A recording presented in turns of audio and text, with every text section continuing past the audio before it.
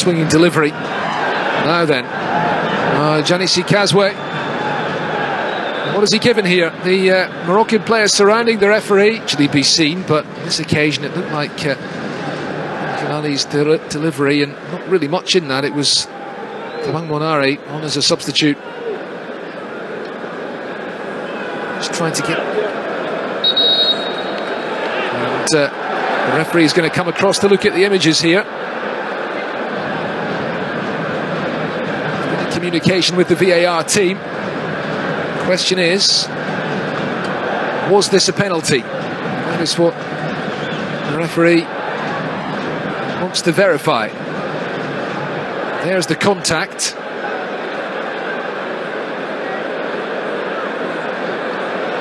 The corner played in.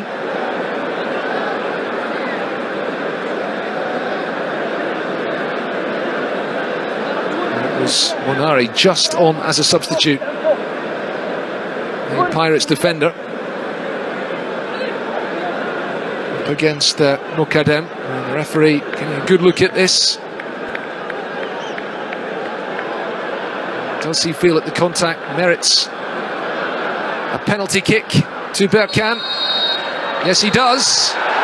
Well, drama here at the start of extra time. Goodness me, Berkane have been on the back foot for the majority of this game. And from their first corner kick of the evening to pull off a save from the penalty spot.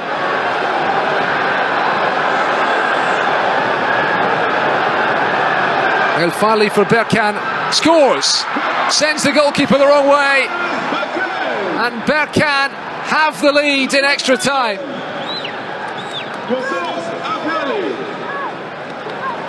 And a small band of supporters have come here tonight from Morocco, are on their feet celebrating an unexpected start to extra time for the Moroccan side as they chase Confederation Cup glory again. Coolly stroked home by Youssef El Fali.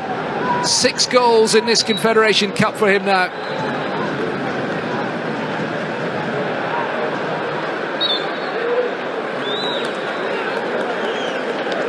And here's the trophy heading to Morocco again.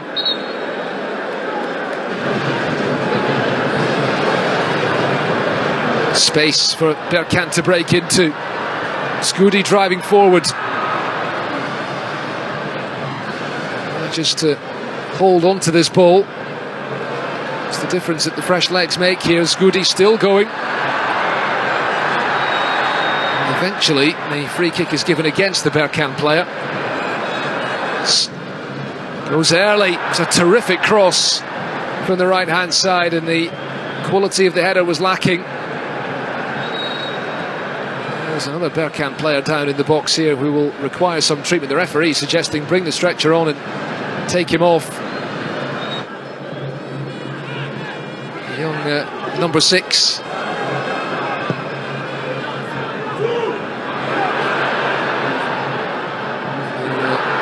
From Senegal will have to help his team defend this lead here as the ball sneaks in incredible fashion. Orlando Pirates somehow have an equalising goal in the 117th minute of this final. Disbelief in the Berkane defence, disbelief in the stands too.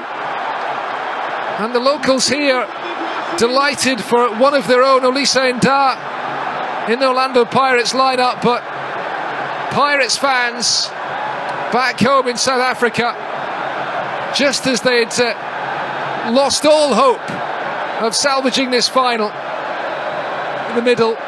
And then, well, was it even a shot this? No, it was just a ball played in towards the edge of the 6-yard area from Tembin Kosi-Lorch. Got the break of the ball initially,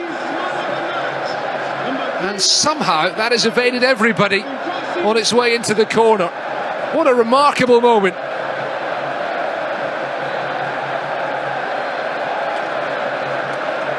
Absolutely astonishing. And it's 1-1.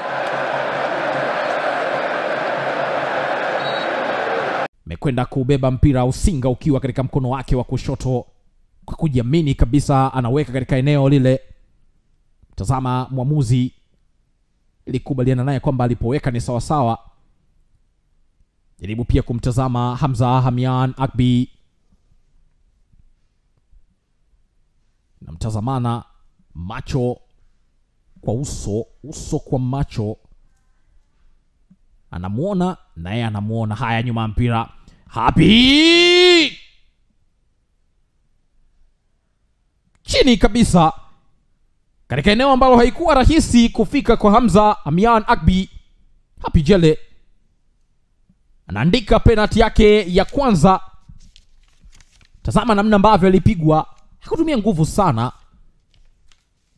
Chokifanya ni msukumo sahihi, wakati sahihi na kasi yenye ubora na umaridadi wa namna yake, jambo ambalo limemfanya Hamza Hamian Akbi akiwa haelewi wapi pa kuelekea. Beki wa kushoto sasa ndio zamu yake, anakwenda kupiga penalty ile.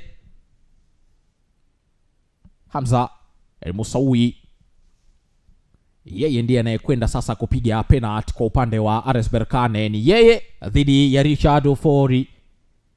Tafakuri ya Richard Ofori, anajiamini kweli kweli, lakini Hamza El-Musawi na hesabu hatua zake kuelekea nyuma. Jean Sikazwe, filimbi yake imemruhusu sasa. Ni Hamza Masui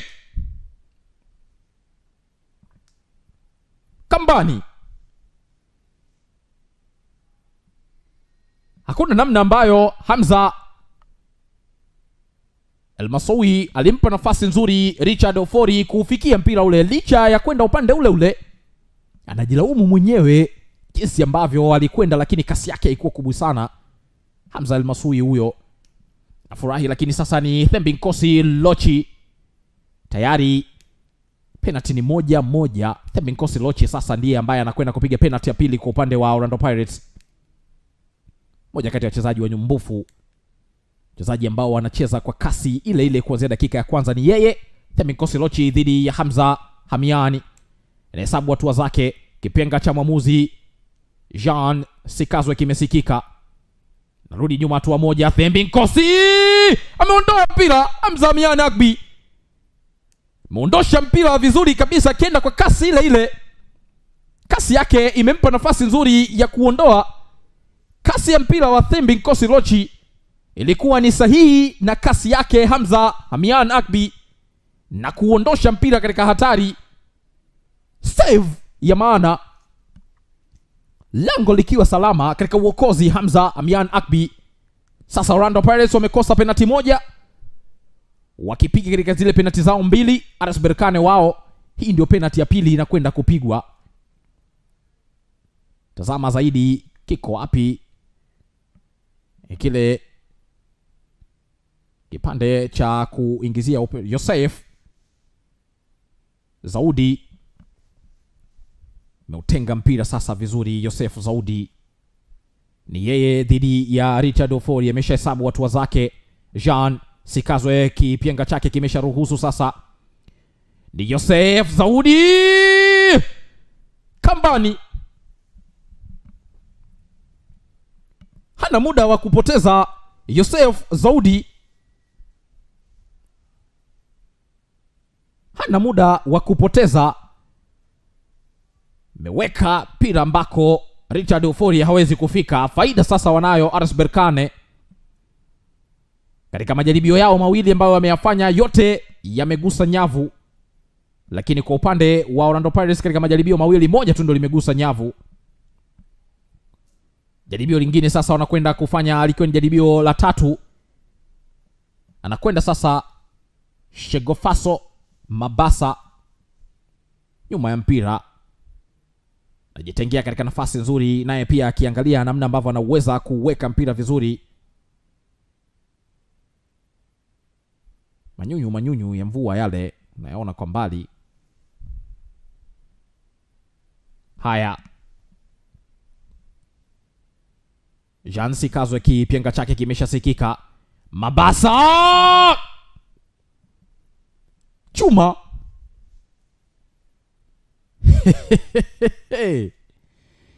Anashangilia kwa staili ya aina yake.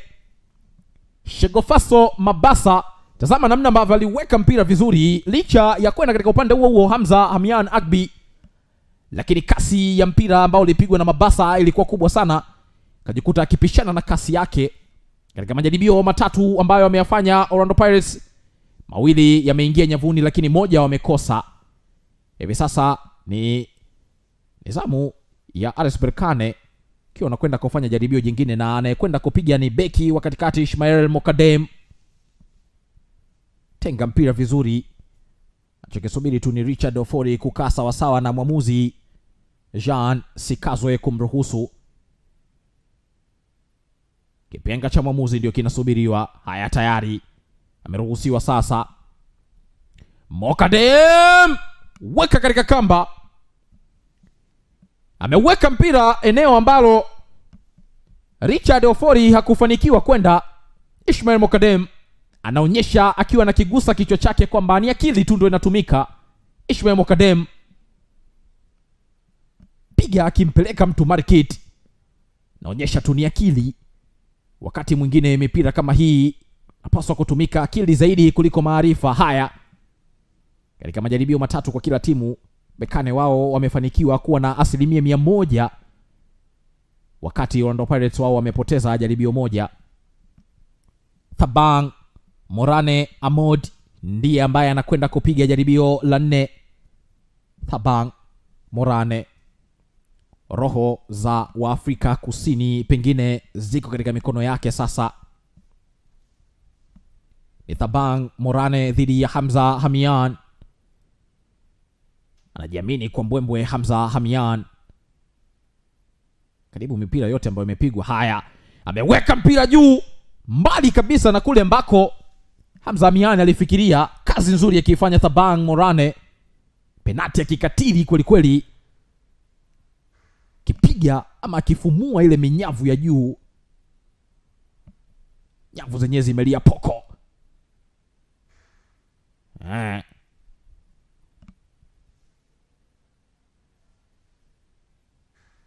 Haya, katika majaribio manne Orlando Pirates wao wamepata matatu, moja wakipoteza. Hivi sasa ni jaribio la 4. Hamza Hamian anakwenda kuzungumza na Issa Fudayo, pengine akiwa anamueleza umuhimu wa penalty hiyo. Kama atafunga itakuwa imeweka katika nafasi nzuri Issa Fudayo, moja kati ya wakongwe katika kikosi hicho. Si wakongwe sana, lakini wakongwe wa mafanikio. Yani ukizungumza mafanikio ya RS Berkane, basi utamzungumza pia Issa Fudayo, ambaye amekuwa hapa na ameshuhudia taji la kwanza wakilitoa la kombe la shirikisho. Merudi nyuma kuhesabu watu zake. Jean Sikazwe tayari ameshamruhusu. Ni Issa Fudayo na Richard Ofori. Issa Fudayo weka kambani, anasikiliza tu. Mnasema nini? Kuna namna mnaongea kitu. Memweka mtu market, kiweka mpira upande mwingine. Richard Ofori akienda upande mwingine. Mebaki sasa penalty moja. Kama kawaida, anayekwenda kupiga penalty ya mwisho ni Richard Ofori. Jean Sikazwe anakwenda kumwambia hakuna janja, usiusogeze mpira zaidi, weka mpira sehemu yake inayopaswa kuwepo. Richard Ofori anarudi hatua chache nyuma.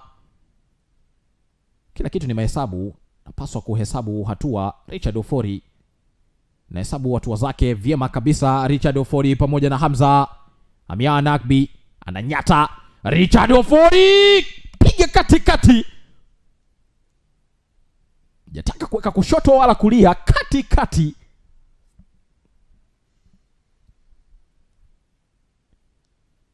Wewe nataka kusema nini? Weka pale pale lipotoka tu, naenda kaweka pale mpira. Haya, penalty ya mwisho sasa. Hii itakwenda kuamua ubingwa unaelekea wapi. Kama atafunga, itakuwa ni nafasi sasa kwa Berkane kupata bingwa huo. Mshambuliaji ndiye anayekwenda kupiga Ibrahim Bahrui.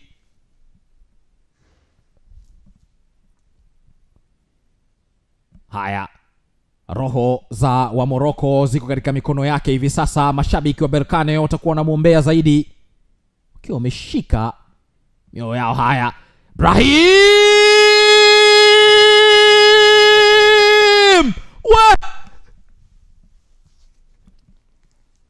Penalty ya mwisho ya Brahim. Brahim, hiyo ndio inasimika msumari wa mwisho na kuonyesha kwamba sasa RS Berkane ndio mabingwa wapya wa kombe la shirikisho barani Afrika kwa msimu wa mwaka 2021, msimu wa mwaka 2022. Richard Ofori kichwa chini, Happy Jele na wenzake, lakini Godman Mosele yule haelewi kile ambacho kinatokea. Tazama namna ambavyo ulipigwa mpira ule. Kilichofanywa ni kunyanyua mpira kidogo tu na kupeleka katika nyavu za juu kule ambako mara zote utaona njiwa ndio anakwenda kutagia. Hamza Mian anafurahi kweli kweli, taji jingine hili wakiwa wanalitwaa la kombe la shirikisho. Mashabiki wale ambao pengine hawajafurahishwa na kile ambacho kimetokea wanaondoka tayari. Isafu Dayo meshika bendera ya Burkina Faso, Burkina Be, kiwa na furahi. Wachezaji wa Orlando Pirates wako chini hoi. Mashabiki hao ukiwa unaona jezi za orange hizo, bila shaka utakuwa unaelewa tu nini ambacho kinaendelea. Mashindano ya 19 ya kombe la shirikisho barani Afrika. Bingwa ni RS Berkane.